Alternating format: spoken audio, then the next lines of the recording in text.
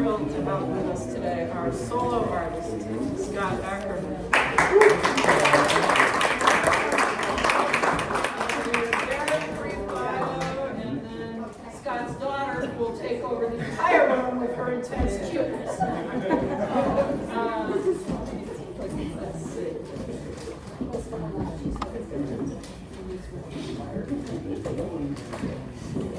Scott Michael Ackerman is a self-taught artist from upstate New York. Having lived in the Hudson Valley for most of his life, Ackerman has gotten to show at many galleries and exhibition spaces. I'm going to go off book for a second and tell you that Scott was new to me, but what was great was people kept going, oh yeah, when is Scott going to be here? I own his work, I know him, like everybody who was coming in.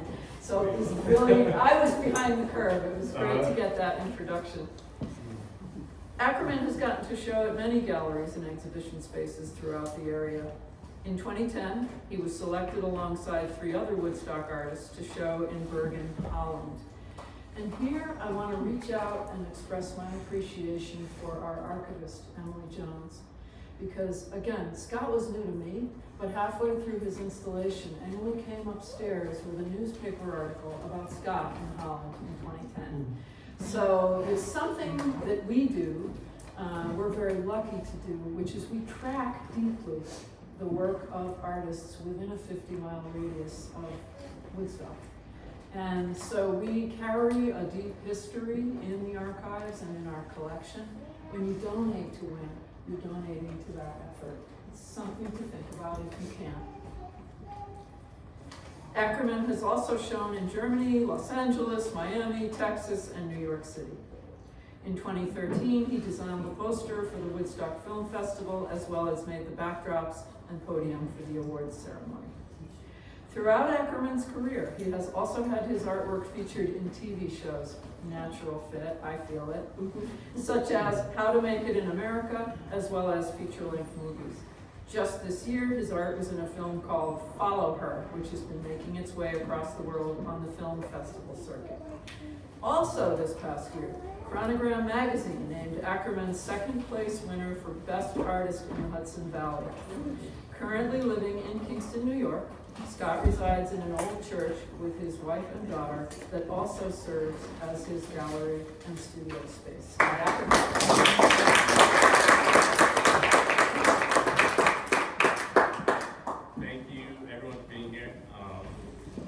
Thank you, Anne, for having me for doing a solo show.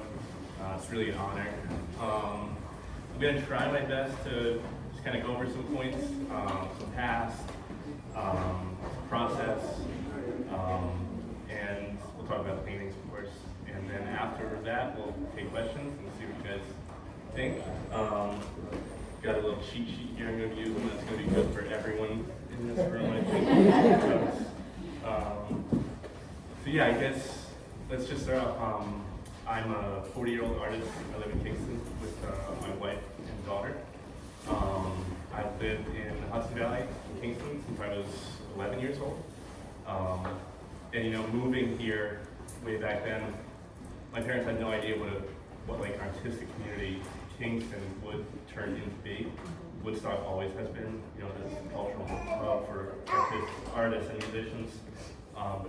Being in Kingston and getting to watch it grow, it's been awesome for me, and like just so many opportunities came from the rise of, you know, this whole new artistic community. And then growing up in an artistic household also helped me a lot.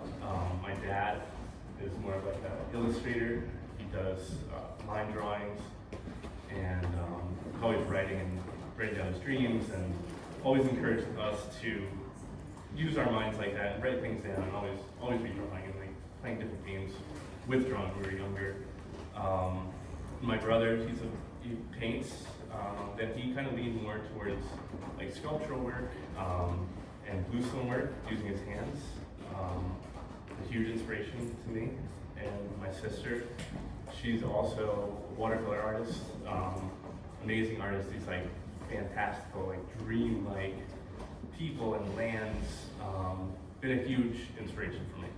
So growing up like that it's been really special, and it's really helped me like kind of become what I'm doing now. because I started doing acrylic paintings right from the get-go, and just kind of painting with anything I can get my hands on, any sort of old wood and any materials, like acrylic paint, spray paint, oil sticks, and kind of ever since the beginning they've been these like kind of fast, haphazardly done paintings. So I'll get more into that. Let's see here.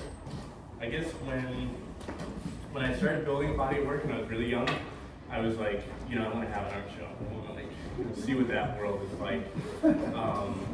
And I walked around with my little portfolio in uptown Kingston, and just this like 2000s, and went into different places and asked what they wanted in the artwork. And I got a lot of like no thank yous and thanks for coming, like kind of like keep up the good work. But it was fine. It was like my first real like I'm gonna try to do this. This is gonna be cool. And then I finally got my first art show at a place called the Forum. It was a bar, and now it's an Anchor in Kingston. And it was so exciting. It was like, I felt like I just did something huge. Like, it's this dirty bar with black walls and terrible lighting. And I'm like, here I am. It's gonna be good. And it was kind of everything I expected it to be. But I got this feeling of like, I like this. Like, I like meeting people like this. I like just being in this world, and it's making me want to paint more. And then I sold some work, and that just made me want to paint more. It was never about like, I just sold this and I made money. It was like, I just made this piece of artwork that someone now wants to hang in their house forever. So like, that was like a crucial realization in my lifetime, that I just like doing it. I just like painting.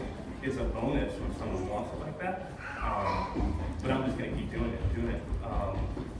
So yeah, that was the first show, and the reason this show is titled "It's All for You" was kind of like circling that point of when I'm making a painting, like I'm not necessarily making it for myself to hang on my walls. I have the idea while I'm making it that it could go to someone else. So I start taking this different route and experimenting more as if it's not going to go in my house, and like this might look good in someone else's house. Like this might look cool in someone else's house, not necessarily mine.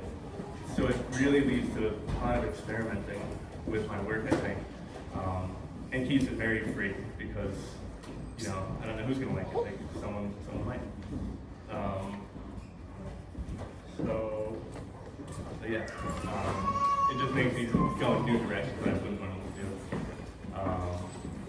So I kept painting and painting and painting. I went to more shows.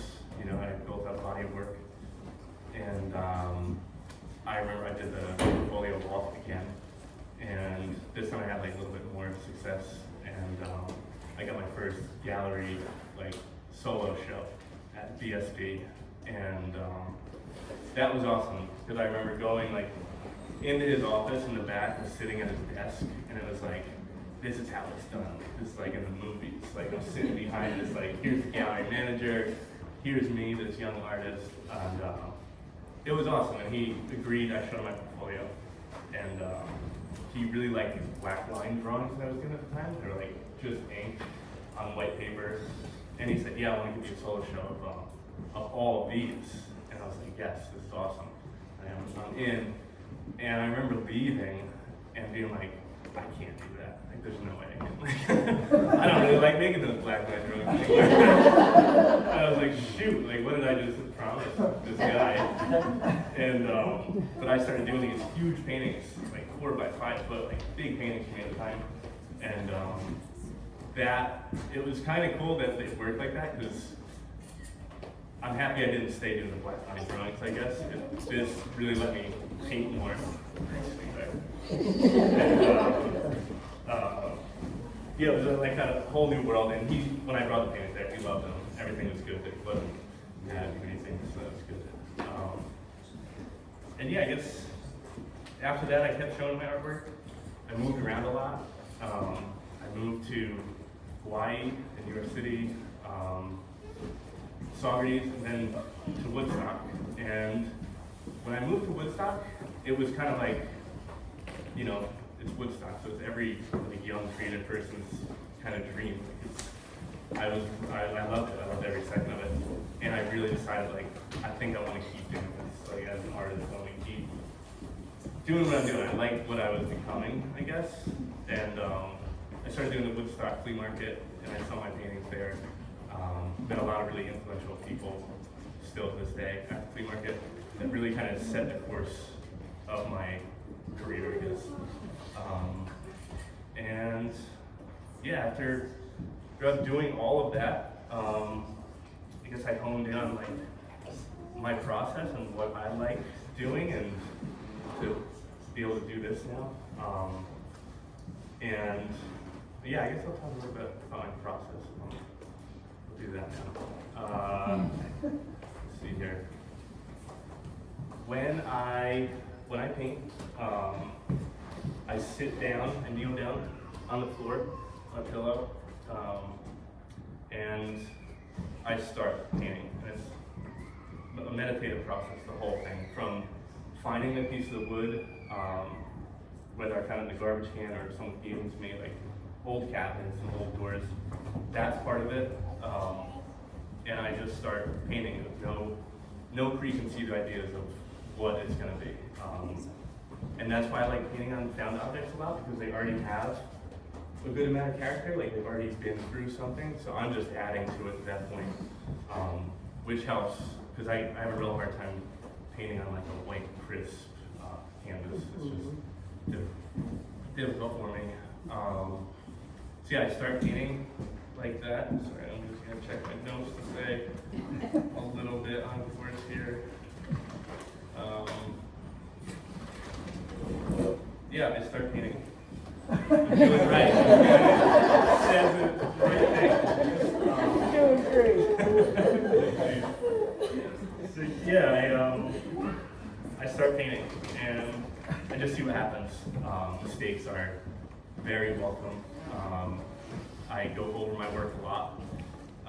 Some nights, like the best nights, are nights that are like, you almost get this magical feeling where I'm painting, I've got this painting in front of me, I'm listening to music, and then I don't hear the music, and I'm really just painting. Like, maybe that sounds corny, but it's really a magical feeling where like, I could be painting and my hands are reaching for paints and pencils that I didn't even know were over there, and like, I'm gonna use this in 10 minutes, so I'm gonna put this up here, and I'm gonna use this here, and I'm just going. It's like it's amazing.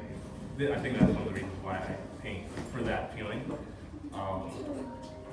That doesn't always happen. Some nights I sit there and stare at my work for 3 hours. Not painting tonight. I think that's very good.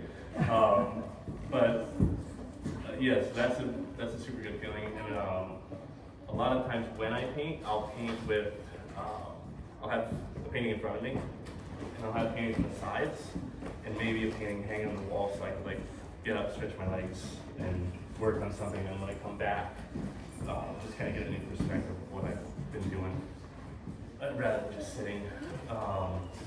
And yeah, a lot of times those paintings on the sides would just be like a place to clean my brush, or a place to, you know, just kind of, instead of getting bogged down in one painting, I just work on this for a little bit and kind of refocus myself on that painting. And the interesting thing about doing that for me is when I have a painting like that on my side, I don't take all my paints and my paint water and a paintbrush and bring it over here and now sit like this. I'm sitting like in this awkward position, like making things harder for myself. And when I do that, it's changing the painting, just the position that I'm in. Like the painting over there, the flowers, sorry, it's not easy. That piece, that was completely on the side of me, so the diagonals and the flowers that are laying on the table, that wouldn't have happened if it was in front of me, because it's just not something I compose like that, the painting. But it works so well, and it's all because of that positioning. So I feel like it's almost like using your opposite hand when you're painting. You're in that much less control but it opens up this whole like kind of new side of your brain that you didn't know you were going to go there through that night. And I like it. It just goes back to experimenting with paintings and just keeping it really, really open. So I lost my train of thought. So I like, excuse me.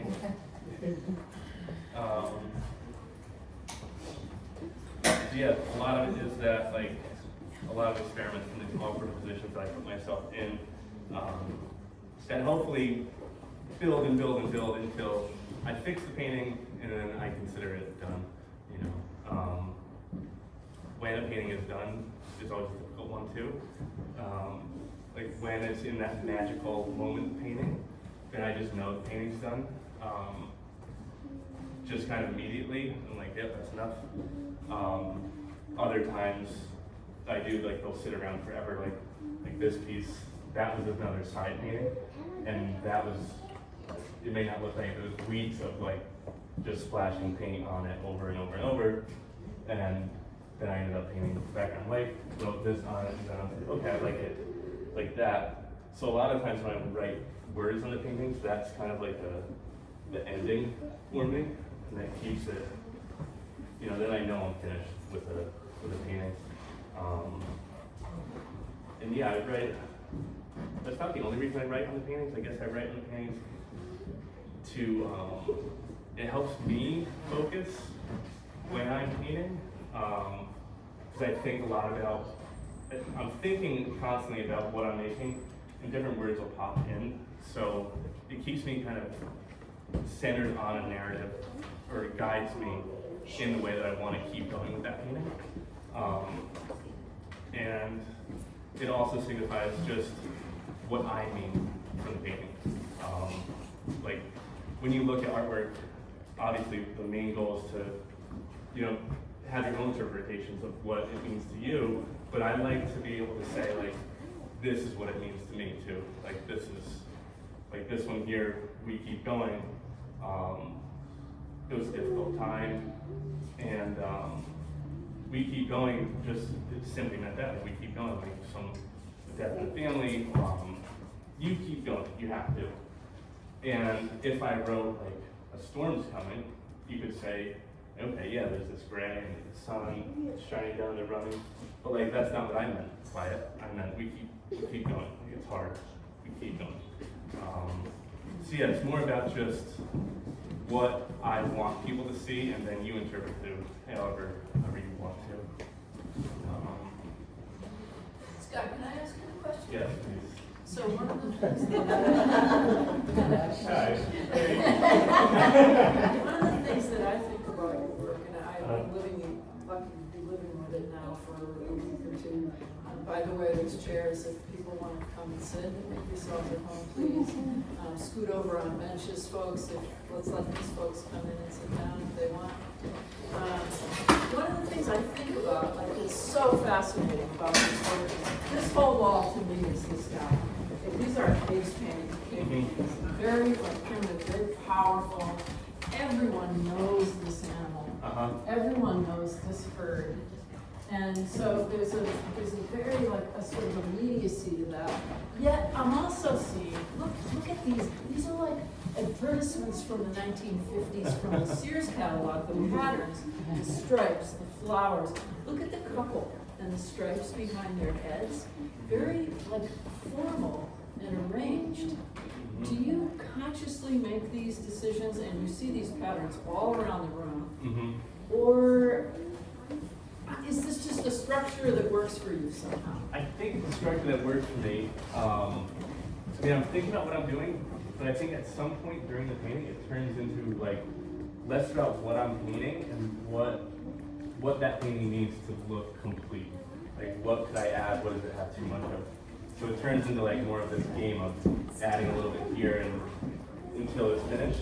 So yeah, it turns into like a balance of colors at that point for me, until it's, I hope you don't mind if I share with this audience. Yeah. So, how many of you have been to Scott's farm studio?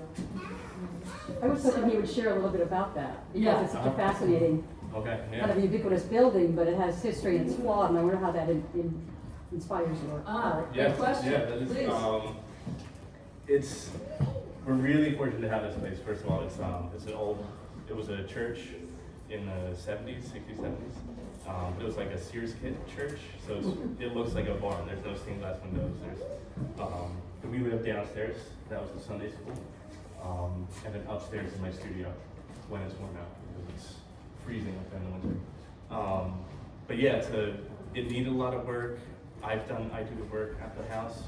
So it's like it's a work in progress, and it keeps me very focused on painting upstairs because I need to keep the rest of the house working in order for me to be able to paint upstairs. So yeah, I love working there. Can I share with them? So I go to the studio, Yeah. and like you can't believe it, there's hundreds of paintings. Anyone who has been there knows this. And I go in and I go, so like, why do you want to show it when? And he goes, I'm making all the work. And it's just like, wow. So I wonder if you could talk about, like, we have many, if you're an artist, raise your hand. So we have many artists, and we all have our own processes of, we're prolific sometimes, no, that's the only thing I made this year, kind of thing, you know? But you seem to be full bore, like, all the time. And I wonder if you could talk about just sort of being that prolific.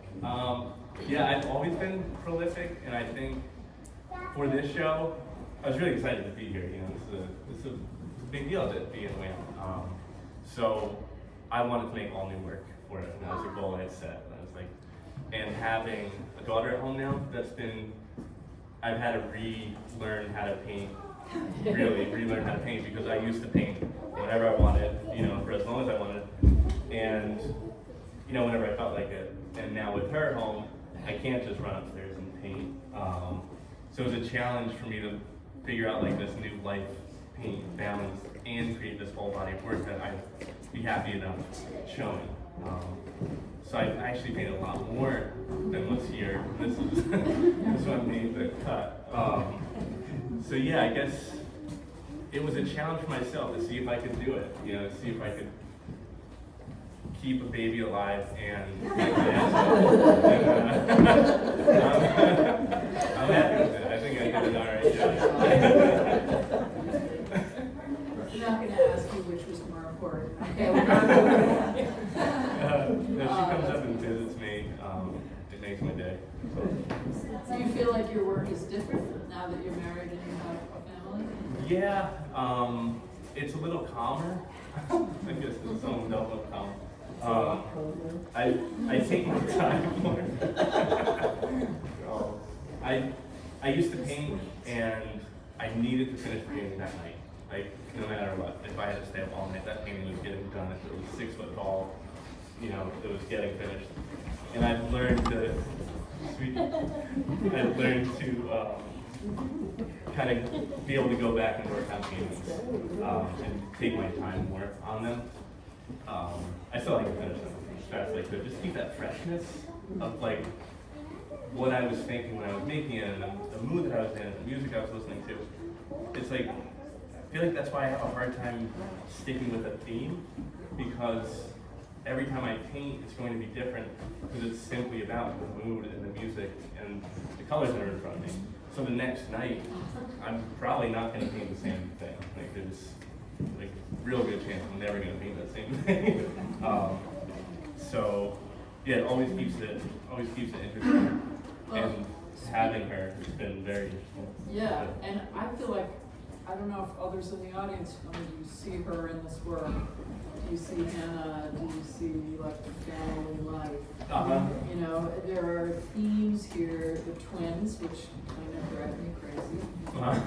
Because what is that about? Like, can you speak to themes for you? Maybe it just came together loosely like this as you were hanging it. Do you set out to sort of, no, I'm going to paint twins now? No, but I think the twins, like this one, do you all consider twins? Yeah. And the blondes over there. Blondes, oh man. They turn into like, it's another, like how I was talking about how I position myself in a weird way when I'm painting on a side painting. These paintings, I don't paint one person, then the other person. I paint like one eye, and then this eye, and then this nostril, and this nostril. And So with both hands, right? Sometimes I do that, yeah. That's Whoa. fun. Yeah. But with these, I like to like balance it out like this, and I feel like you get this connectivity between the two people. A lot of times they're intertwined. But yeah, it turns into like a fun game of this one, this one, this one, this one. And it's the same thing about kind of like using your opposite hands, because you know what you're going to paint, but you don't necessarily know how it's going to look, because you don't know if you did the right spacing. I mean, none of my paintings have correct spacing. But it turns into a different painting than I might have expected if I did one person, then the other person, then the background, and the foreground. I kind of like just jump all around. And it's fun to do like that. It's really like a game of like hopping around from piece to piece. Yes.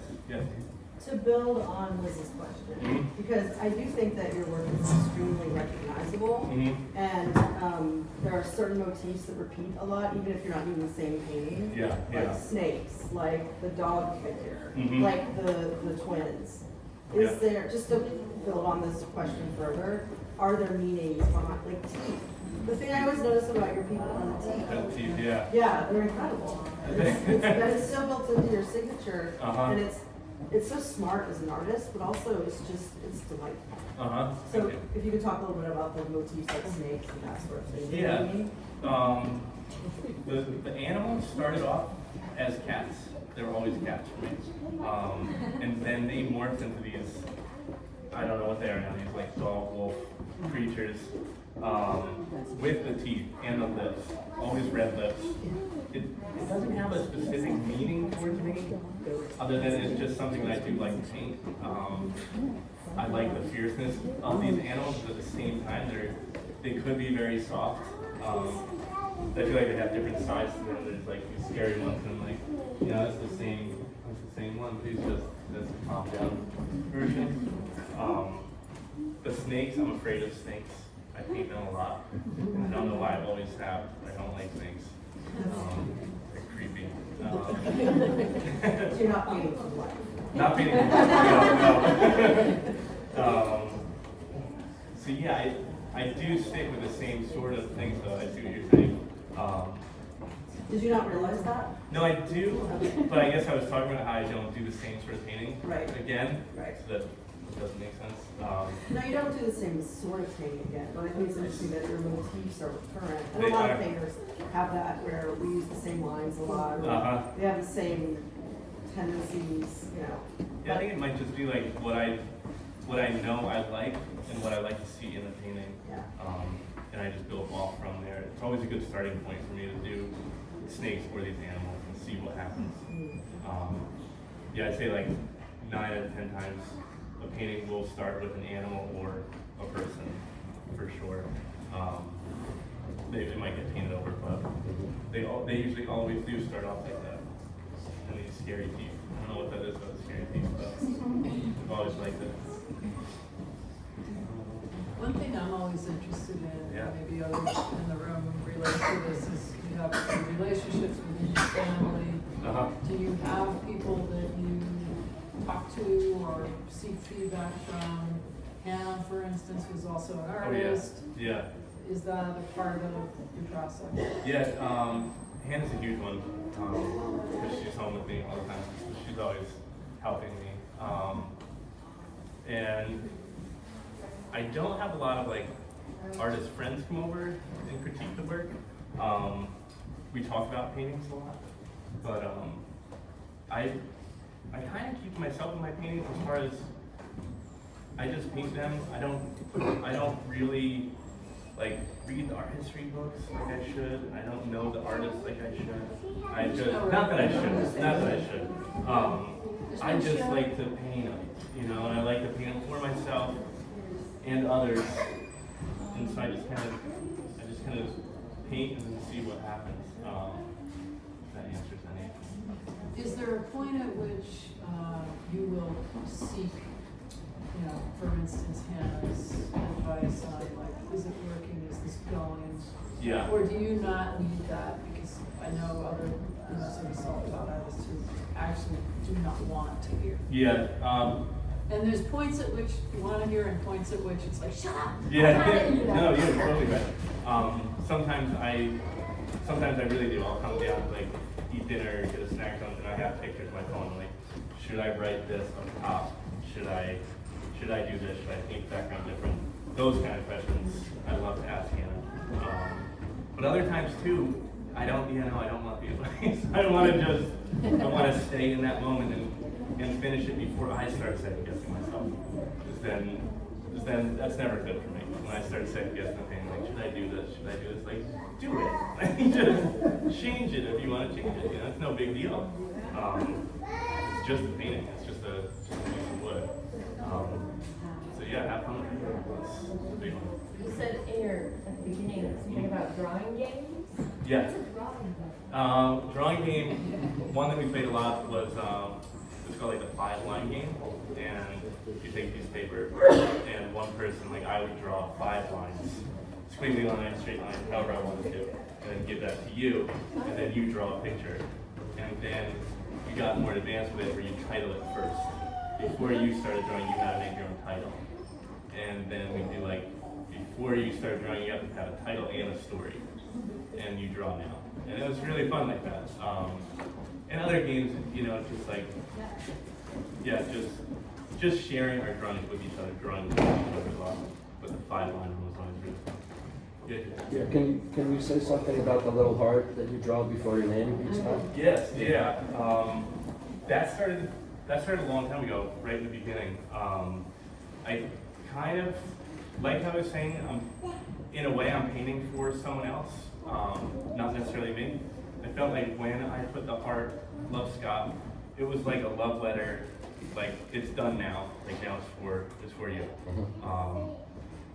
So basically that's what it is. I've grown like very fond of it now. I feel like it's like, it makes the paintings complete for me too. The different colors that they do, I'm not just signing it real quick at the end. Now they're being built into the painting itself. But it started off as just a love letter for me, Nice. from me to you. Yeah. It's also interesting because just using your first name makes it more personal. Yeah, it's just, no, totally. Like you're a friend. Uh-huh. Yeah. What music do you like to listen to while you paint? What music? I listen to all kinds of music. Older rock and roll, I love listening to. Old Led Zeppelin, Beatles, Radio, Neil Young, and then newer indie music, and then even some like more instrumental music. If I'm just feeling like I just want to focus my work more, I'll listen to something that I don't know, so I'm not like humming along and then forgetting about what I'm doing. I'll just kind of listen, throw on anything. But yeah, always listen to music though. I always have something on, and generally it's like light rock and roll. Another question. Yeah. It looks like you don't need any inspiration, you have it all. But Uh-huh. are there some artists whose work you admire? Basquiat, I love for years. He's been, definite favorite. And like I said, I don't know a lot of the artists' names that I should.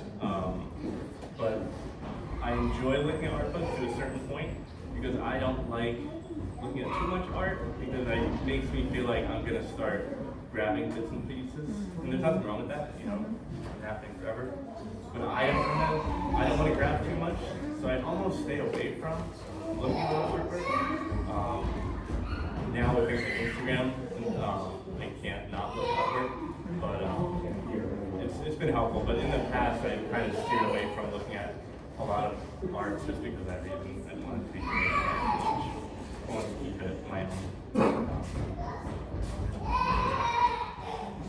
So So much of what's in the room right now, it's fascinating to hear that you did this for this exhibition. Mhm. I'm looking for the ones I know, or I've seen before. Yeah.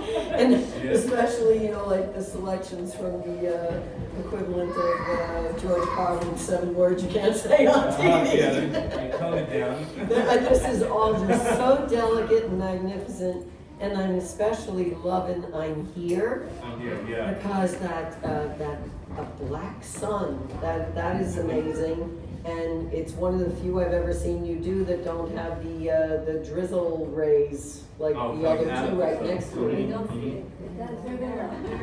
Little bit. Are they? Yellow, I can't see yeah. it from here. Um, Oh no, I can now. They're red, No, these yellow. yellow. Yeah, they were up here and I smudged them away. Mhm. Yeah, and I should say too, made me think, this, well, they are all new except this flower painting here, but I really like the way that fit in with the show. And then this piece back here, We're Afraid. That's a really old piece that I had framed recently, but I felt like that, it still stands true with so much what's going on. And I like how it's aged over time, and it just does such a true statement, because, a lot of people are afraid. And, yeah, the rest are here. Other than that. Okay. Have any other questions? Yes? This might be putting you on the spot too much. No, It yeah. seems like you're so content with, where you've arrived. It's so nice to see. Congratulations. Thanks. But, the art world is a flutter with ambition. Yeah. So many artists are so ambitious. So what are your ambitions? What's next? I mean, I would love to, like, main goals, I would love to start showing other countries and have someone that, have someone that did all that for me. That's what so I could paint and they could go on their computer and say like, hey Scott, you have a show here. I think that's the ultimate dream. And by the way, I just put 2 mil in your bank. Yeah, that's small steps, and that's what I want one day. We'll see. It's a good goal. Yes. So if anyone wants to fund that, or One thing that I was really struck by, and I'm not sure if people understand, when you were describing how you paint, it is really like an altar situation. You're here like this, you're on your knees. Yeah. And the painting is in front of you, and there's paint all around you. And my question is, like, is there a spiritual aspect to that? Or is it like a form of worship in a way? I'd say more of a form of worship and meditation. Just having this piece in front of me, kneeling down like that. It's really like, my whole world right now is right here. That's it. I'm like, I could touch everything that I want to right here. And I have painting. That's just like my happy little spot. So yeah, I guess it is a form of worship. I'm like, I'm in my happiest spot. I'm in the church. Yeah. Yeah, it's my happy go-to place. I love it. I really do. I mean, over the years, I've realized that all these ups and downs I have and have had, painting has always been a constant for me. I've started doing things. I've stopped doing things. I've been super depressed. I've been very happy, and it's like I've always painted. So I have to remind myself sometimes, don't take this for granted. This has been keeping me happy for so long, and it still is. I'm still falling in love with my own paintings, I finish them sometimes, and I'm like, I like that. I like this. And it just gives me that motivation again to, paint more and to keep painting. It's my go-to and just makes you feel good every time.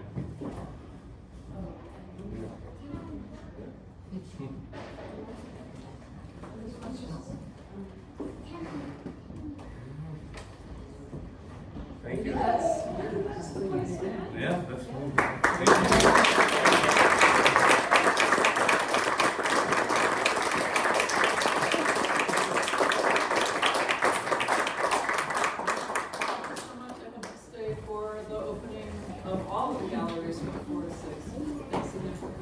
everybody. Thanks a lot. Awesome job.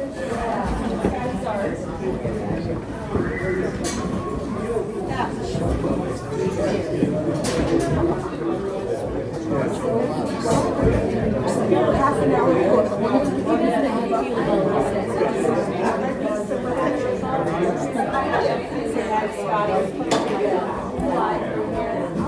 There's two Leroy's. This is Jerry.